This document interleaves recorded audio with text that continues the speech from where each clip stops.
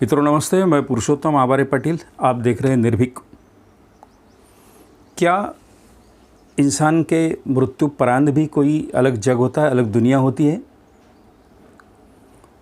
आदमी का मृत्यु ये सबसे बड़ा सच है। मृत्यु के बाद में इंसान का क्या होता है, आत्मा होती है या नहीं होती है, स्वर्ग होता है, नरक होता है, ये सारी बातें अभी तक सिर्फ बातें हैं, चर्चा है, दंत कथाएँ हैं। आप अगर मानते होंगे कि मृत्यु के परांत भी एक अलग दुनिया है, आदमी की मृत्यु होने के बाद में उसका आत्मा कहीं निकल जाता है, ऐसा कहते हैं कि इंसान मरता नहीं, वो चोला बदलते रहता है। मानवीय देह धारण करने के बाद में ऐसा भी कहा जाता है अध्यात्म के क्षेत्र में कि 84 लक्ष्य योनि पार करके हमें जाना पड़ता है। कल किसी कुत्ते का देह धारण कर ले, किसी बैल का देह धारण कर ले, हाथी का, लोमड़ी का, ये सारी बातें कही जाती है।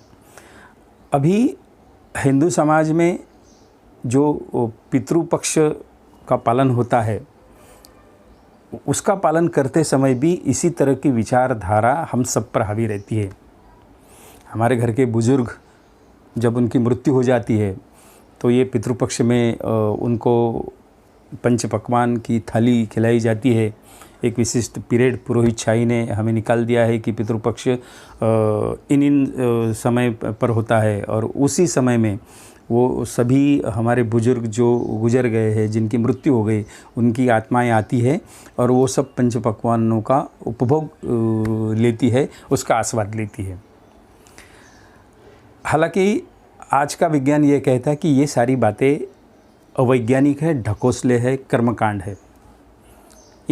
इन सारी बातों में, इन सारी चीज़ों में कोई भी तथ्य विज्ञान को या संशोधकों को नहीं दिखा। ये सारी बातें जिनको कहते हैं कि अध्यात्म की बातें हैं, पुराण की बातें हैं, वेदों की बातें हैं, जो धार्मिक किताबों को मानते हैं और अध्यात्म में हमेशा लीन रहते हैं, उन लोगों के लिए ये सारी बातें हैं। प्रैक्टिकल में ये चीज़ें होती नहीं हैं। पितृपक्ष या पितृमोक्ष, इसका मतलब ही ये है कि हम मोक्ष के लिए जीते हैं। हिंदू समाज का हर आदमी, उसका उद्दिष्ट इस जीवन में जीना कम होता है और मृत्यु के बाद, मृत्युपरांत हमें मोक्ष कैसा मिले, इसके लिए सारी बातें वो करता है। वो दान धर्म करता है, पुण्य कमाता है, कोई अच्छे काम करता है, तो किस लिए करता है? कि मरने के बाद हमें मोक्ष मिल जाए, हमारी आत्मा कहीं भटकती ना रहे।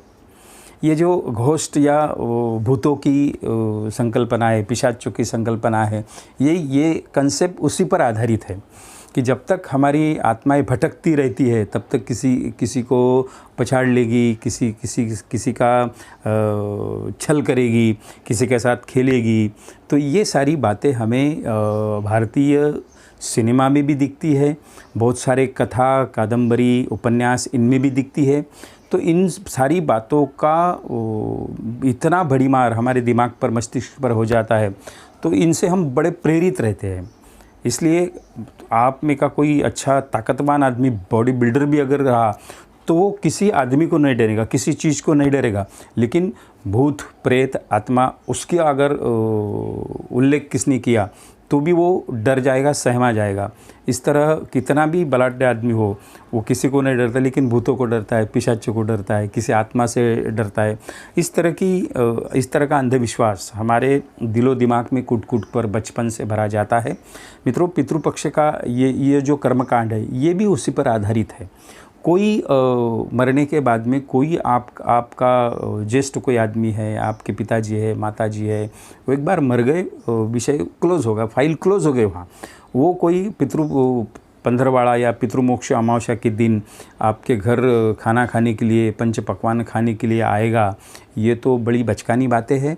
बच्चों को, जो बच्चा 5वीं 6वीं में पढ़ता है, विज्ञान पढ़ता है, उसको ये सारी बातें घर में देखकर बड़ी हंसी आती है, लेकिन बेचारा घर के बुज़ुर्ग आदमी उसको पूछ नहीं सकता, उसके बारे में चिकित्सा नहीं कर सकता, क्योंकि ये सारी कर्मकांडों पर, ये आध्यात्मिक वाली बातों पर संदेह करना, ये बच्चों को सिखाया नहीं जाता है। संदेह मत करो, जो कुछ हो रहा है वो आँख मूंद कर उस पर भरोसा कीजिए, विश्वास कीजिए, श्रद्धा रखिए।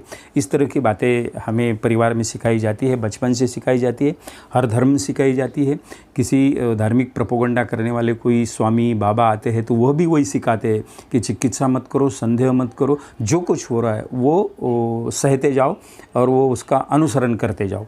इसलिए ये आपके घर में किसी पितृ पंद्रवाड़े में पितृ मोक्ष के अमावस्या के दिन अगर किसी को कि जो आप में नहीं है अभी, उन सारे आपके दादा को, परदादा को, माँ को, बाप को कुछ खिलाया जाता है जो है नहीं है, तो ये सारी बातें विज्ञान के आधार पर खरी नहीं ठहरती। मित्रों, आपके भी घर में अगर कुछ ऐसा होता है तो वो करो मत, ऐसा मैं नहीं कहूँगा, क्योंकि आप आज़ाद है, हर कर्मकांड आप कर सकते हैं, लेकिन वो कर्मकांड के पीछे का उसमें का सही क्या है, झूठ क्या है, ये सोचने के लिए आपको दिमाग दिया है, जहन दिया है, मस्तिष्क दिया है। और मस्तिष्क में तर्क का एक कप्पा भी रहता है, तर्क की एक कसौटी रहती है। उस कसौटी के आधार पर हमें ये पता चलता है कि हम जो कर रहे हैं वो सही है या गलत है।